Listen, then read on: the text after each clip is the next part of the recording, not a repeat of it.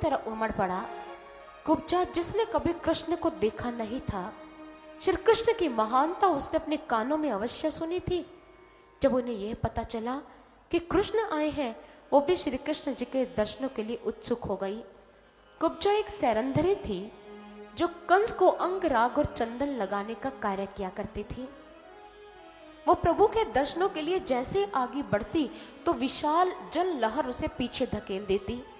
उसने फिर प्रयास किया, मैं कृष्ण के पास जाकर उसके दर्शन करूं, मैं दाऊ के दर्शन करूं, लेकिन कोई भी उसे कृष्ण के समीप जाने नहीं दे रहा था और उस भीड़ का वो सामना नहीं कर पा रही थी।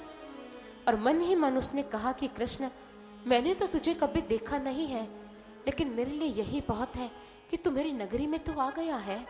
मैं तेरे तक पहुंच नहीं पा रही हूँ।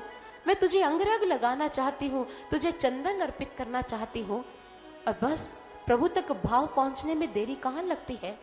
प्रभु जल लहर को चीरते हुए आगे बढ़े और कुब्जा के सामने जाकर खड़े हो गए। प्रभु ने कहा, कुब्जे, मेरे तक पहुंचने में तू असमर्थ हो रही थी, लो मैं आ गया। अब लगाओ मुझे अंगराग, लगाओ मुझे चंदन। क्या चंदन भेंट नहीं करोगी? कुब्जा अपलक दृष्टि से अपने श्याम सुंदर को निहारती रह गई। प्रभु, आप खुद चलकर आ गए, प्रभु मुझे दर्शन देने के लिए आ गए। लेकिन उसी समय कुब्जा को अपनी विकृति का भान हो गया और कुब्जा ने अपना सिर नीचे झुका लिया। वो अपनी आंख कृष्ण के साथ मिला नहीं पा रही थी।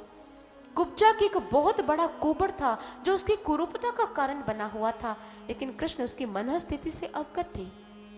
उन्होंने कहा, कुब्जे, ये विकृति स्थायी नहीं है, और वैसे इस बात को हमेशा याद रखना, सौंदर्य केवल शारीरिक नहीं होता, सौंदर्य तो आत्मिक भी होता है। तुम्हारी आत्मा कितनी सुंदर है, इसलिए हे भामिनी, इस तरफ देखो और मुझे चंदन लगाओ। कुब्जा ने कहा, नहीं प्रभु, मैं सुंदर स्त्री नहीं हूं, मैं इस सृष्टि की सर्वाधिक कुरूप नारी हूं।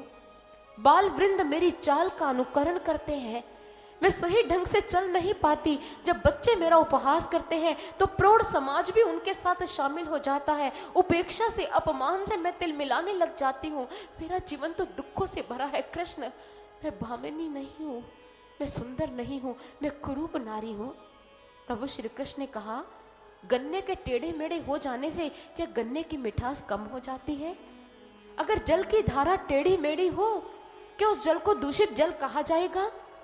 कमल की पंखुड़ियां अगर टेढ़ी मेढ़ी लगी हो तो वह कमल खुशबू देना बंद कर देगा? नहीं, ये विकृति स्थायी नहीं। अगर इस विकृति की वजह से तू व्यथित है तो मैं तुम्हारी इस विकृति को ही खत्म कर दूंगा। प्रभु ने अपना दायां चरण कुब्जा के दोनों पांव पर रखा। अपने दाएं हाथ में प्रभु ने अपार कृपा की, और दाएं हाथ पर कृपा करते हुए प्रभु ने, यूं तो वो कृपा का सागर है, वो खुद अपने पर क्या कृपा करेगा, लेकिन इस हाथ से वो अपनी कुब्जा पर कृपा करने जा रहा है। प्रभु ने अपना दायां हाथ कुब्जा के विकारग्रस्त स्थल पर रखा और उसे जोर से अंदर की ओर दबा दिया। कुब्जा का कुबड़ समाप्त हो गया। कुब्जा सुंदर स्त्री के रूप में परिवर्तित हो गई। कुब्जा ने देखा, कृष्ण ये क्या, तुमने तो मुझे सुंदरी बना दिया है, मैं तो बहुत सुंदर हो गई हूँ, इतनी सुंदर। अब कंस के पास जाऊंगी तो उसकी बुरी नजरों से कैसे बच पाऊंगी? कृष्ण का, नहीं कुब्जे, अब तुम कंस की सेवा नहीं करोगी, तुम तो उनकी सेवा करोगी जो भगवान के भक्त हैं। तुम भगवान की सेवा करो, भगवान के भक्तों की सेवा करो। एक अहंकारी, पापी, अधर्मी राजा की सेवा क्यों करती हो? और अगर तुम कह रही हो कि उसकी नजर से मैं कैसे बच पाऊंगी, तुम निश्चिंत हो जाओ, कंस का विनाश निश्चित है। इस पापी को मारने के लिए, इस पापी का अंत करने के लिए ही मैंने मथुरा में चरण डाले हैं, तुम निश्चिंत हो जाओ। प्रभु ने कुब्जा का कुबड़ समाप्त किया। ये कुब्जा की घटना आध्यात्मिक अर्थ रखती है। कुब्जा प्रतीक है अंधी श्रद्धा की, अंधे विश्वास की। कंस प्रतीक है अहंकार का, और कुब्जा का कुबड़ प्रतीक है अज्ञानता का। जब तक मानव अज्ञानता से जड़ित है, जब तक उसे सत्य तत्व का भान नहीं, वो कभी कहीं श्रद्धा लुटाता है, कभी कहीं श्रद्धा लुटाता है, उसे पता ही नहीं मैंने अपनी श्रद्धा किन चरणों में उडेलनी है, कहाँ जाकर मेरी श्रद्धा विश्वास रूपी पुष्प के रूप में बदल पाएगी, विश्वास रूपी पुष्प में परिवर्तित हो पाएगी। कुब्जा नहीं जानती थी, अज्ञानता के वशीभूत वो कंस की सेवा करती थी।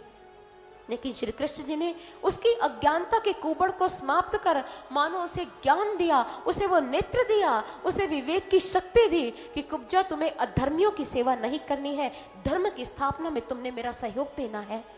कुब्जा ने हाथ जोड़ ली, प्रभु आपने मुझे से योग्य तो समझा, आप मेरी कुटिया में चलकर उसे पावन कीजिए। प्रभु ने कहा आऊँगा, अवश्य आऊँगा, लेकिन अपना कार्य संपन्न कर। कुब्जा को प्रभु ने वरदान दिए, कुब्जा को सौंदर्य दिया, उसकी अज्ञानता के कुबड़ को खत्म किया और प्रभु चल पड़े आगे उस स्थान पर जहाँ पर धनुष को सुरक्षित रखा हुआ है। बहुत सारे सैनिक उस धनुष की सुरक्षा कर रहे थे और उन सैनिकों की आंखों से बचते बचाते कृष्ण किसी तरह धनुष के पास पहुंच गए और बिना किसी से अनुमति लिए उन्होंने धनुष उठाया, उस पर प्रत्यंचा चढ़ाई तो धनुष के 2 टुकड़े हो गए। धनुष के टूटने की ध्वनि से सारा आकाश गुंजायमान हो गया।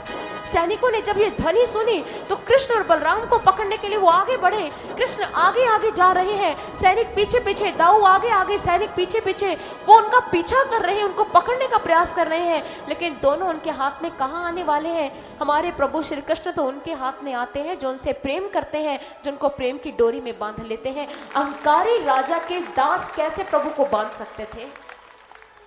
दाऊ जी ने पूछ लिया, कन्हैया तूने ये क्यों किया, धनुष के 2 टुकड़े क्यों किए। उन्होंने कहा कि धनुष के टंकार से मैं मथुरा की मुर्दा रूह में प्राण डालना चाहता हूं। धनुष के टंकार से मैं उनके क्षत्रत्व को ललकार रहा था, मैं धनुष की टंकार से मथुरा के प्रजा निवासियों की वीरता को ललकार रहा था, धर्म चेतना की मूर्छा को भंग कर रहा था। अब समय आ गया है धर्म की स्थापना का। ये धनुष का भंग हो जाना ये उद्घोष है कि कृष्ण धर्म की स्थापना करके रहेगा और अहंकारी कंस का नाश होगा ही होगा। ना धनुष बच पाया ना कंस बच पाएगा, ये मैंने उद्घोषणा की है। धनुष प्रतीक था अहंकार का, आते ही श्री कृष्ण जी ने कंस के अहंकार को खंडित कर दिया। जिस धनुष को अनेकों सैनिक मिलकर बड़ी मुश्किल से उठा पाए थे, उसे श्री कृष्ण जी ने अपने एक ही हाथ से उठा लिया और बता दिया कि कंस तो मेरे सामने कुछ नहीं है।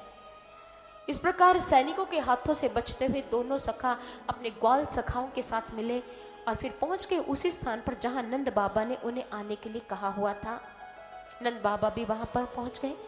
नंद बाबा ने कहा, देखा है मथुरा नगरी, कैसी लगी मथुरा नगरी।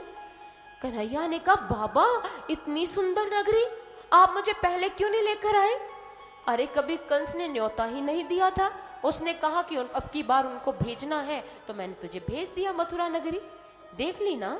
कहते बाबा क्या फिर वापिस आने का मौका मिलेगा। अरे जब मर्जी आ जाना, लेकिन तुमने शोर तो नहीं मचाया ना बाबा, आपने समझाया था शोर नहीं करना, हम तो चुपचाप अपने मुख पर अंगुली रखकर चल रहे थे। बाबा ने कहा बाजार से कुछ खरीदा तो नहीं ना बाबा, रीते हाथ है देखो।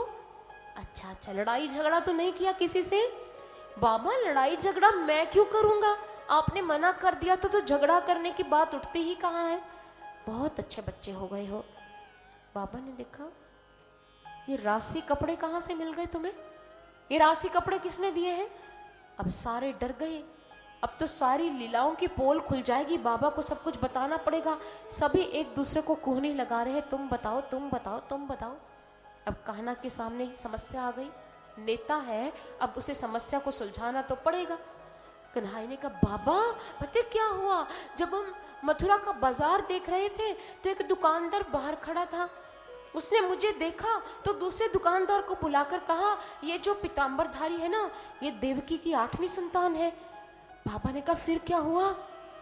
बाबा फिर क्या हुआ, दूसरा दुकानदार कहने लगा अरे ये तो नंद जी का लाल है, इसका नाम है कृष्ण। बाबा ने कहा शुक्र है। नहीं बाबा शुक्र नहीं, तीसरा दुकानदार दुकान से बाहर आ गया, उसने कहा अगर ये देवकी की 8वीं संतान है तो ये कहो कंस का काल है काल। बाबा ने कहा अरे फिर क्या हुआ। अरे बाबा फिर तो चौथा दुकानदार भी बाहर आ गया, उसने कहा अगर कंस का काल है तो फिर होगी कंस की अत्याचारों से छुट्टी। और दे ताली पे ताली, बोलो क्या बात है क्या बात है क्या बात है। बाबा ने ये बात सुनी तो बाबा ने कहा अच्छा फिर क्या हुआ। अरे बाबा होना क्या था, दुकानदारों में तो कलह छिड़ गया। वो कहते देवकी की संतान है, दूसरा कहता नंद जी का बेटा है। तो दुकानदार कहने लगे, हम क्यों झगड़ा कर रहे हैं, चलो चलकर इससे ही पूछ लेते हैं ये किसका लड़का है। उन्होंने